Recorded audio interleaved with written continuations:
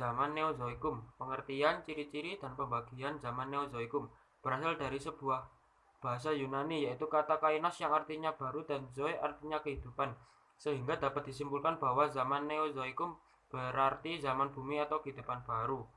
Zaman Neozoikum memiliki nama lain Kaneozoikum atau Cenozoikum. Zaman ini berlangsung sejak berakhirnya zaman Mesozoikum yang ditandai dengan kepunahan massal dinosaurus dalam akhir periode Batu Kapur, tepatnya sekitar 65 juta tahun yang lalu. Terdapat dua pembagian zaman Neozoikum, tersier dan kuarter. Untuk itu simak penjabaran berikut. Zaman Neozoikum tersier. Ada dua fase dalam zaman Neozoikum tersier, Paleogen dan Neogen. Berikut penjelasan dari kedua fase tersebut.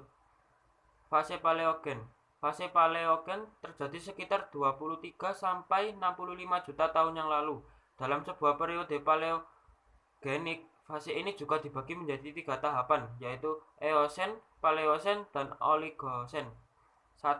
Paleosen terjadi sekitar 23 sampai 65 juta tahun yang lalu dan ditandai dengan hilangnya spesies reptil besar. 2. Oligosen terjadi sekitar 23 sampai 33,9 juta tahun yang lalu.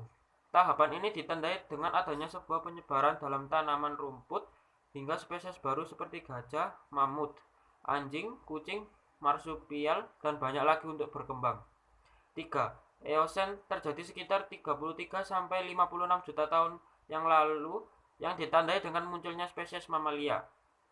Fase Neogen. Fase Neogen terjadi antara 2,58 sampai 23 juta tahun yang lalu. Periode ini juga terbagi menjadi dua tahapan, yaitu Pliosen dan Miosen. 1. Pliosen terjadi sekitar 2,58 sampai 5,3 tahun lalu yang ditandai dengan perubahan iklim kering sehingga menyebabkan Mediterania mengering selama jutaan tahun dan membentuk sabana luas. 2.